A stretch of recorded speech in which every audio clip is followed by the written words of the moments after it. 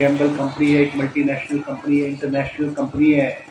इन्होंने जो है यहाँ बिल्डिंग बनाई है, उसका विधिवत रूप से उद्घाटन करने का मुझे सौभाग्य प्राप्त हुआ है। ये जो कंपनी है बहुत बड़ी कंपनी है और जैसा भी यहाँ हमारे पीएनजी के जो उच्च अधिकारी है उन्होंने भी कहा है, ये बद्दी में पिछले 20 सालों से जो है बहुत सारी जो ब्रांड्स है, जैसे जिलेट है, जो ब्लेड होती है जिलेट उसको बना रही है, कर रही है। इसके द्वारा ना केवल हमारे राज्य में आर्थिक विकास में एक अहम भूमिका निभाई है, बल्कि साथ साथ बद्दी और पूरे हिमाचल प्रदेश में अपना जो सामाजिक दायित्व है उसको भी बखूबी निभाती है। पीएनजी इंडिया ने इसका उदाहरण पेश करते हुए अपने सामाजिक दायित्व के अधीन राउंड टेबल इंडिया के साथ मिलकर स्कूल को न केवल सिर्फ एक नई पहचान दी है, बल्कि सब छात्रों के पूर्ण विकास के लिए स्कूल में कई सुविधाओं को उपलब्ध करवाया है। पीएनजी इंडिया ने विगत वर्षों में लगातार पीएनजी शिक्षा के माध्यम से हिमाचल प्रदेश का नवीनतम पीढ़ी को एक बेहतर भविष्य की ओर अग्रसर करने की पहल रखी है। आपका ये नया स्कूल हजारों बच्चों की शिक्षा की सौगात प्रदान करेगा। इतना ही नहीं, विगत वर्षों में पीएनजी ने शिक्षा के माध्यम से हिमाचल प्रदेश में लगभग 1.5 लाख से ज़्यादा बच्चों पर सकारात्मक प्रभाव डाला है। ऐसे नेक सामाजिक पहल से हिमाचल प्रदेश की नई पीढ़ी न केवल अपना और अपने परिवार के सपने पूरे कर सकेगी, बल्कि इस राज्य और देश के प्रगति में जो है योगदान दे सकेगी। बहुत सारी जो हमारी कंपनीज हैं उन्होंने हिमाचल प्रदेश में चाहे शिक्षा का क्षेत्र है, चाहे स्वास्थ्य क्षेत्र है, चाहे और सामाजिक कार्य है, उनका बहुत बड़ा योगदान रहा है। और जो CSR है, यानी जैसे सीताराम शर्मा जी जिक्र कर रहे थे, CSR ऐसा फंड है जो इन कंपनियों को प्रॉफिट होता है उसका 2% जो है पैसा जिस क्षेत्र में इनकी फैक्ट्री है, जहाँ जिस क्षेत्र में ये काम करते हैं उस क्षेत्र में ये सामाजिक कार्यों के लिए जो है वो लगाते हैं। मैं उम्मीद करूँगा हमारी सभी कंपनी से पीएनजी का भी मैं धन्यवाद करूँगा कि हमारे मेजर साहब बॉम्बे से आए हैं और ये क्षेत्र में और जहाँ जहाँ कमियाँ रही है, जहाँ जहाँ जुड़ते हैं, अभी मैं इनसे जिक्र कर रहा था, क्योंकि जो पहाड़ी क्षेत्र है और दूर दराज का क्षेत्र है वहाँ आज भी जो मूलभूत सुविधाएं हैं उसकी जो है कमी है। किस तरह से मिलकर के हमारा जो प्राइवेट सेक्टर है, हमारा जो इंडस्ट्रियल सेक्टर है, हम कैसे मिलकर के इन क्षेत्र में जो सुविधाएं हैं उनको और सुधार कर सके, हमारा ये लक्ष्य रहा। मैं आप सबका धन्यवाद करूँगा कि आपने मुझे इस क्षेत्र से 6ठी बार हिमाचल विधानसभा में भेजा और मंत्री के रूप में मुझे इस क्षेत्र, इस हिमाचल प्रदेश में कार्य करने का जो है मौका मिला है। जैसे आप जानते हैं कि हमारा जो अभी 1.25 साल का कार्यकाल रहा है, ये हमारा 1.25 साल का कार्यकाल चुनौतियों भरा कार्यकाल रहा है। जहां आपको याद होगा सरकार बनने के 6 महीने बाद हिमाचल प्रदेश में एक बहुत बड़ी आपदा, बहुत बड़ी त्रासदी हुई और 10,000 करोड़ रुपए का नुकसान हिमाचल प्रदेश में हुआ। मगर हमारे मुख्यमंत्री सुखविंदर सिंह सुक्खू जी के नेतृत्व में हमने जो हमारी जो ये आपदा आई उसको भी हमने पार किया। पिछले साल फरवरी महीने में 2024 में हमारे ऊपर एक राजनीतिक आपदा आई और जिस चुनी हुई सरकार को हिमाचल की जनता ने चुना, उस सरकार को किस तरह से गिराने का भारतीय जनता पार्टी ने कोशिश की, वो किसी से छुपा नहीं है। चुने हुए विधायक, जिनको चुने हुए विधायकों को आप विधानसभा में जनता की आवाज़ उठाने के लिए भेजते हैं, मगर उन विधायकों की अगर बोली मंडी में लग जाए, कोई राजनीतिक पार्टी विधायकों की बोली लगा करके मंडी में उनको खरीदे और ये कहे कि हमको राज्यसभा के चुनाव में हमको वोट दो और चुनी हुई सरकार जिस पार्टी ने आपको चुन के भेजा है उसको गिराओ। मगर वो राजनीतिक जो हमारी आपदा आई थी, राजनीतिक संकट आया था, हमने मुख्यमंत्री सुखविंदर सिंह सुक्खू के नेतृत्व में उसको भी हमने पार किया। और जब हम दोबारा हिमाचल प्रदेश में 9 उपचुनाव हुए और हम जब जनता के बीच में गए तो हमारी संख्या जो 40 से 34 हो गई थी, उस संख्या को हिमाचल प्रदेश की जनता ने दोबारा 40 पे पहुंचाया और ये संदेश भारतीय जनता पार्टी को और उन ताकतों को दिया जो सरकार को गिराने की और सरकार को कमजोर करने की कोशिश करती थी कि ये सरकार 2027 तक जो है वो मजबूत है, स्थिर है और हिमाचल प्रदेश के विकास में सरकार काम करेगी। आज हमारे को आर्थिक तंगी लगती है, आज हमारा जो गला है, इस सरकार को जो गला है वो आर्थिक रूप से घोटने की कोशिश की जा रही है। जो हमको केंद्र सरकार से 2022 में एक रेवेन्यू डेफिसिट ग्रांट होती है जो हर राज्य को मिलती है, हमको 2022 में जब हिमाचल प्रदेश में बीजेपी की सरकार थी, हमको रेवेन्यू डेफिसिट ग्रांट जो है वो 10,000 करोड़ मिलती थी और 23 में उसको घटा करके 8,500 करोड़ कर दिया। 2024 में उसको घटा करके 6,200 करोड़ कर दिया और इस वित्तीय वर्ष में 2025-26 में उसको 10,000 से घटा करके हमको 3,200 करोड़ रुपए कर दिया, इसलिए कि आर्थिक रूप से सरकार को टाइट किया जाए। मगर मैं कहना चाहूँगा कि केंद्र की भारतीय जनता पार्टी सरकार जो मर्जी कर ले, हम हिमाचल प्रदेश के विकास को रुकने नहीं देंगे। हम हिमाचल प्रदेश को जो है वो आत्मनिर्भर बनाएंगे, हिमाचल प्रदेश को जो है एक मॉडल स्टेट के रूप में जो है स्थापित करेंगे।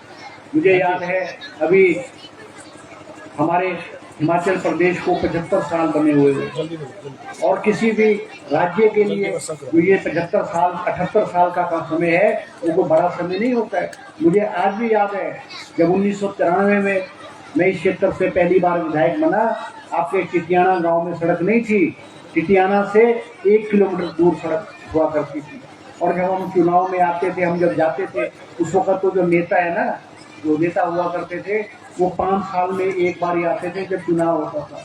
अब जब सड़कें बन गई हैं, अब तो नेतागण चाहे किसी भी पार्टी के नेता है वो 6 महीने में 2 महीने में गाँव आते हैं।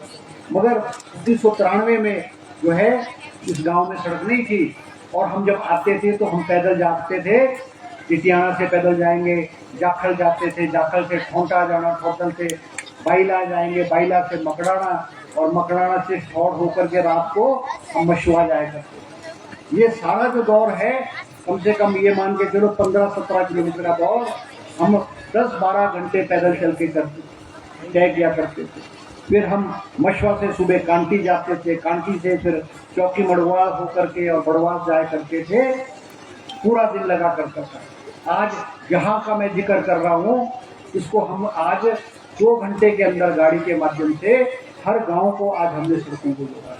मुझे आज भी याद है आपका स्कूल जो है हाई स्कूल हुआ कर मिडिल स्कूल था, मैंने इसको हाई स्कूल किया, मैंने इसको सीनियर सेकेंडरी स्कूल किया, हमने कफट्टा में डिग्री कॉलेज खोला, हमने शिलाई में डिग्री कॉलेज खोला।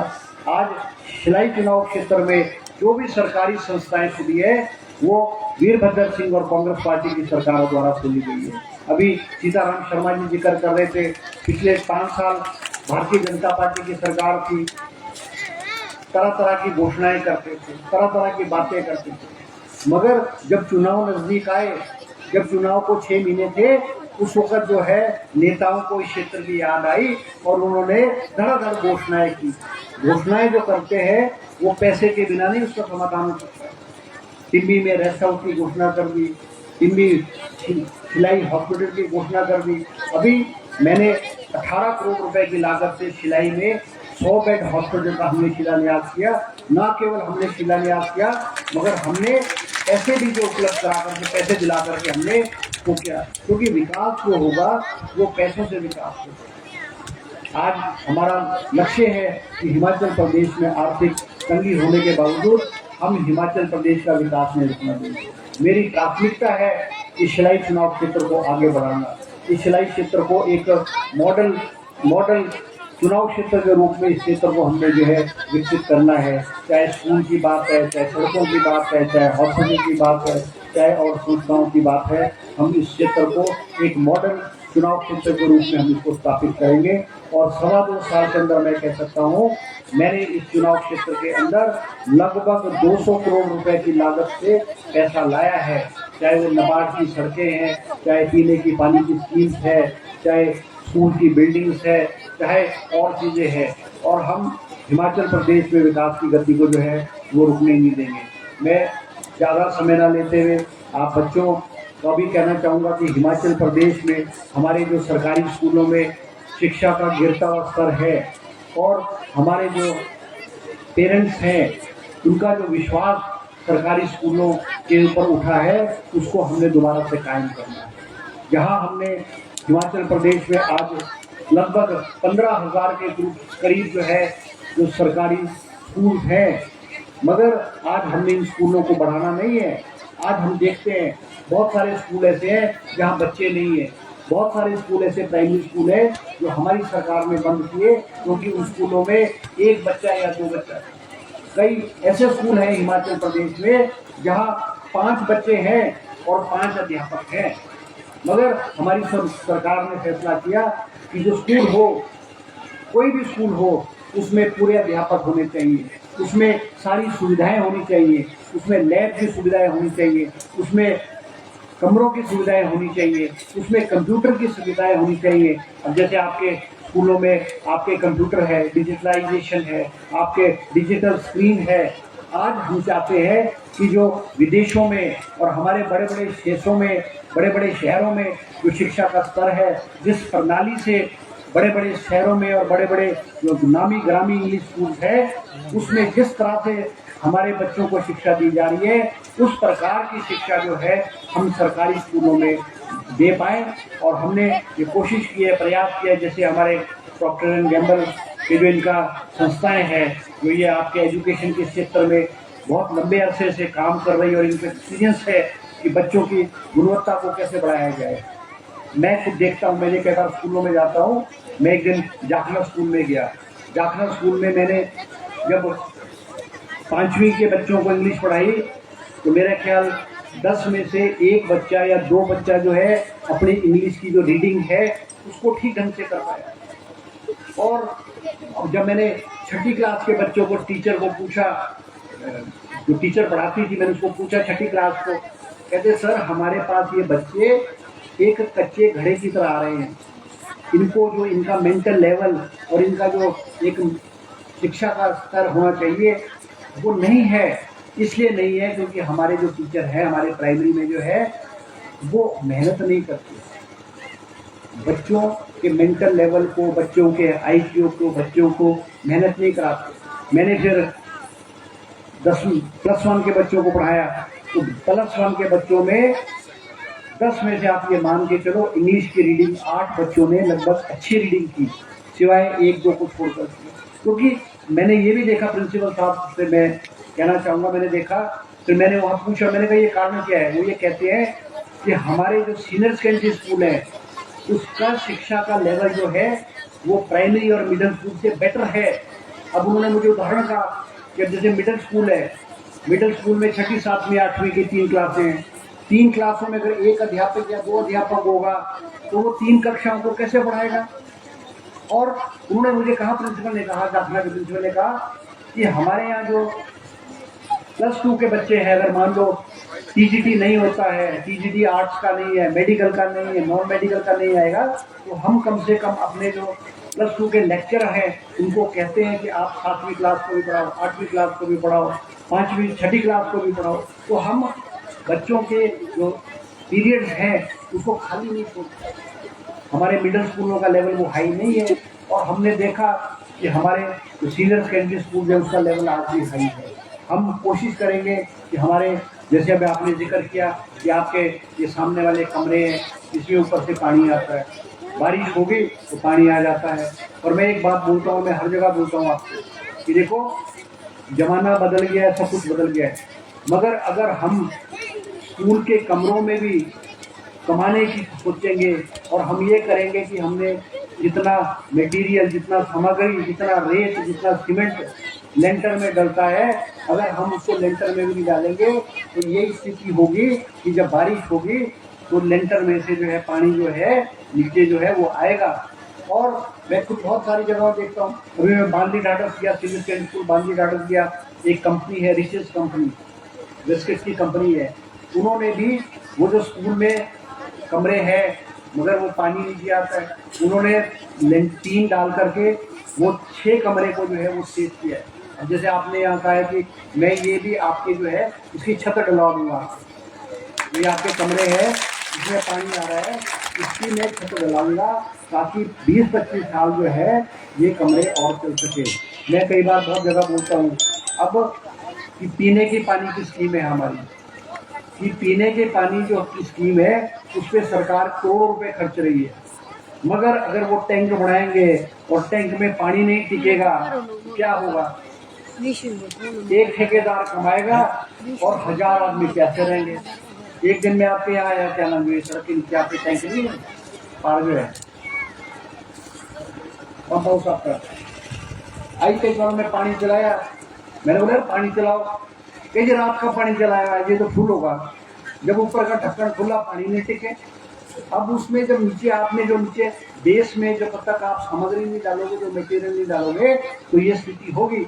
अभी कांटी मशवा में मुझे किसी ने वीडियो भेजी, कांटी मशवा में सिंचाई की स्कीम बन रही है, कई साल से बन रही है, क्योंकि जब हमारे जो लोकल ठेकेदार काम तो करते नहीं है, तो मुझे किसी ने वीडियो भेजी और वो वीडियो में जो वो डाल रहे हैं वो आरसीसी में पत्थर डाल रहे हैं और मिट्टी डाल रहे हैं। तो मैंने एक्शन साहब को भेजी, वो जब हथौड़ा लेकर के उसको गए तो हथौड़ा मारा और वो पूरा टैंक मस्त, और उस टैंक में 6-6 सरिये डलने थे, 1 सरिया 2 सरिया डाला। आपके घर की स्कीम जिससे आपको खुशहाली आएगी, जिस स्कीम से खेत में खुशहाली आएगी, जिस स्कीम से आपकी पैदावार बढ़ेगी, अगर आप हम ठेकेदार हम लोग ये मानसिकता रखते हैं तो मैं कह सकता हूँ कि बहुत दुर्भाग्यपूर्ण बात है। मैंने तो आईपीएच डिपार्टमेंट को पूरे शिलाई चुनाव क्षेत्र में ये कहा है, जो मर्जी ठेकेदार हो, चाहे बीजेपी का हो चाहे कांग्रेस पार्टी का हो, आप सख्ती करो। विशेष करके जो टैंक बनता है, लाखों लीटर का टैंक बनेगा, करोड़ों रुपए का टैंक बनेगा, और वो स्कीम 1 आदमी या 2 आदमी के लिए फेल हो जाए, ऐसा अब चलने वाला नहीं है। मैंने एक्शन साहब को भी कहा है कि आप सख्ती करो, और मैंने तो कई जगह टैंक तुड़वाए हैं, और मैं ये मन से फिर बोल रहा हूँ कि अगर कोई ठेकेदार ऐसा करेगा तो मैं उसका टैंक फिर तुड़वाऊंगा, क्योंकि अब ये ऐसी चीजें नहीं चलनी चाहिए। अभी हम हिमाचली चुनाव क्षेत्र में लगभग 50 करोड़ रुपए की लागत से हम पीने की उठाऊ पेयजल योजनाएं बना रहे हैं। अभी हम कफट्टा में जो है हम 4.5 करोड़ रुपए की लागत से कफट्टा और कफट्टा के आसपास की जो पंचायतें हैं उसमें हम बागनधार में एक बहुत बड़ा टैंक बन रहा है, वो लगभग 5 लाख लीटर का टैंक बन रहा है, और उससे 7 पंचायतों को पानी आएगा, जिसमें आपकी जो है टिटियाना पंचायत में भी, जैसे आपके गांव में आपको आज पानी की दिक्कत है, मगर उस स्कीम से आपके टिटियाना गांव के जो स्कीम के लिए जुड़ेगी, ताकि आपके गांव की स्कीम भी जो है पानी की दिक्कत नहीं आएगी। आपकी निचली बेल्ट है, आपकी हल्की चाली वाली बेल्ट है, उसमें हमने एक नई स्कीम बनाई है 1.25 करोड़ रुपए की लागत से, जो लगभग तैयार हो चुकी है। और मैं धन्यवाद भी करूंगा आप सबका कि मैंने चुनाव में वायदा किया था निचली बेल्ट को, जो हमारी आपकी खलची चाली पटराड़ा और ये सारी बेल्ट है, हमने कहा था कि हम वहाँ पे सड़क पहुँचाएंगे। मैं सबका धन्यवाद करूंगा टिटियाना वालों का कि आपने LNT जो है आपके 1 साल से LNT कर रही है, और आपने हर गांव को जो है आज आपने सड़क से जोड़ दिया है। अब 1 गांव या 2 गांव रह गया है, वहाँ जमीन का आपके कोई डिस्प्यूट है, आप जो है हर गांव को जोड़वा, पैसा देना मेरा काम है। मैंने आपको कोई 25 कोई मैंने 40-45 लाख रुपया जो है आपको टिटियाना में जो निचली बेल्ट है उसके सड़कों के लिए दे दिया है। आज ये सड़क दुबोर से आगे बन करके 40 से जा करके आप खोटा जाखड़ की निचली बेल्ट होते हुए आज आप हमने हर लोग में उसको जोड़ना है, हर लोग में जोड़ना है। अब आप देखो कि आपको अगर टिंडी या शिलाई जाना पड़ता था तो यहाँ से 13 किलोमीटर परे जाओ, फिर 13 किलोमीटर टिंडी को जाओ, 1.5 घंटा लगता था। अब आप जो है आधे घंटे में टिटियाना से, चाहे खोटा जाखड़ के लोग हैं चाहे कोटा पास के लोग हैं, आधे घंटे में अब आप जो है दिल्ली को जो है यहाँ पटियाला से अगर नीचे पहुँच सकते हैं। और ये आपको अगर इसको रोड को आप ठीक बनाओगे, जमीन को गिट्टी दोगे, तो मैं इस रोड को पीडब्ल्यूडी के बजट में डाल करके एक बढ़िया और खूबसूरत सड़क आपको जो है ये मैं आपको बनवा करके दूंगा। दूसरी मांग आपने जो की है, बैंक की मांग की है ना, बैंक की मांग की, कोऑपरेटिव बैंकिंग। तो आने वाले समय में यहाँ पे आपके कोऑपरेटिव बैंक की शाखा जो है वो भी खुल जाएगी, है ना। आपने अब आप देखो ना, आपने भाषण दिया सबने, यहाँ किसी ने नहीं बोला कि अभी 2 साल में क्या हुआ, आगे की बात की, पीछे की नहीं बात करता कोई। अभी देखो आपके हेल्थ सब सेंटर बोला था, आपने बोला था ना, हमने खोल दिया, नोटिफाई हो गया आपका हेल्थ सब सेंटर, किसियाना का हेल्थ सब सेंटर नोटिफाई हो गया। उसको मैं 2-4 महीने में भी उस हेल्थ सब सेंटर को खुला दूंगा। हमने कोटा पाप के लिए कहा था कि हम PSC खोलेंगे, उसकी नोटिफिकेशन हो गई है कोटा पाप में। और कोटा पाप में 1 महीने के अंदर PSC का उद्घाटन जो है विधिवत रूप से उसको जो चालू जो है 1 महीने के अंदर हम कर देंगे। इसी तरह से छोटा जाखल में मैंने आपका +2 है, वहाँ भी हमने कोई कम से कम 5-6 कमरे 2.5 साल के अंदर जो 5-6 कमरे। तो इस तरह से अगर मैं विकास के बारे में जिक्र करूँगा आपको, तो बहुत लंबी चौड़ी जो है फहरिस्त ये है। देखो, मैं एक बात आपको कहना चाहता हूँ कि मैं आपका सेवक हूँ। आपने मुझे 6ठी बार हिमाचल प्रदेश विधानसभा में आपको भेजा है। मैंने सेवक के रूप में ईमानदारी से जो है इस क्षेत्र का विकास करना है। जैसे कई बार बीजेपी के लोग बोलते हैं कि जी इन्हीं को जिताना है। भाई, बीजेपी वालों को मैं बोलता हूँ कि जो हिंदुस्तान का संविधान है, बच्चों तुम जानते हो संविधान क्या होता है? पता है ना तुमको संविधान क्या होता है? उसमें सब कुछ लिखा है।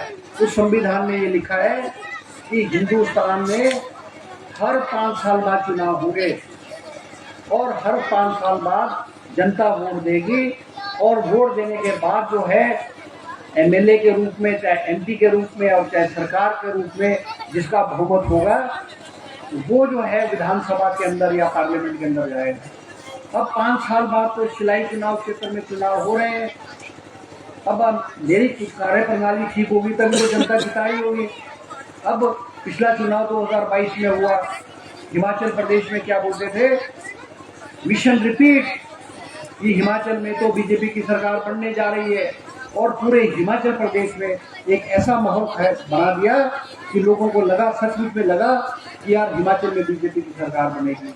मगर हिमाचल प्रदेश की जनता इतनी जागरूक है, हिमाचल प्रदेश की जनता इतनी समझदार है, उन्होंने जहां पूरे हिंदुस्तान की जनता जो भाजपा के बहकावे में आ गई, मगर हिमाचल प्रदेश की जनता भाजपा के बहकावे में नहीं आई।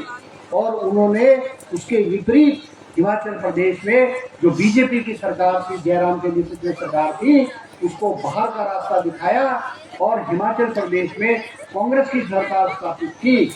और ऑपरेशन लोटस, मैं बोलता हूँ, मैं कई बार भाषण देता हूँ, मैं बोलता हूँ कि हिमाचल प्रदेश क्या है, देवी देवताओं का प्रदेश है। हिमाचल प्रदेश के जो लोग हैं वो देवी देवताओं में उनकी बहुत आस्था है।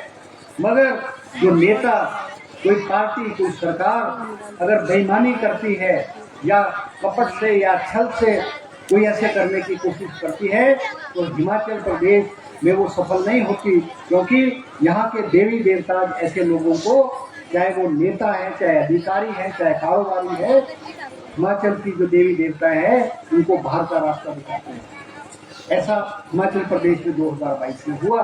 और 2022 में क्या बीजेपी क्या बोलती थी, मुझे आज भी याद है कि 2017 में जब बीजेपी की सरकार बनी और हमारी सरकार बाहर हुई, तो विधानसभा के अंदर बीजेपी के कुछ विधायक बोलते थे, हम तो 25 साल के लिए आ गए हिमाचल प्रदेश में, हम तो 10 साल के लिए हिमाचल प्रदेश में आ गए। जब हमारी विधानसभा धर्मशाला में पहली हुई, मैंने कहा कि भैया तुम क्या संविधान में विश्वास रखते हो कि नहीं रखते? तुम तो बोल रहे 25 साल पर, संविधान में तो ये लिखा है कि हर सरकार का कार्यकाल तो 5 साल का होगा, 10 साल और 25 साल का कैसे होगा? हम अभी खुद बोलते हैं हम तो सत्ता में है, मैं मंत्री हूँ, पर हम नहीं बोलते कभी कि हम 10 साल के लिए आ गया, 15 साल के लिए। हम तो बोलते हैं हम तो भैया 5 साल के लिए है। और 2027 में दोबारा से चुनाव होगा, दोबारा से एग्जाम होगा। अगर हम अच्छा कार्य करेंगे, कांग्रेस की सरकार अच्छा कार्य करेगी, तो हिमाचल प्रदेश की जनता हमको दोबारा जो है सत्ता पर लाएगी। और अगर हम अच्छा काम नहीं करेंगे तो हिमाचल प्रदेश की जनता हमको बाहर का रास्ता दिखाएगी। हम धन्यवाद करेंगे मुख्यमंत्री सुखविंदर सिंह सुक्खू जी के नेतृत्व पे कि वो हैं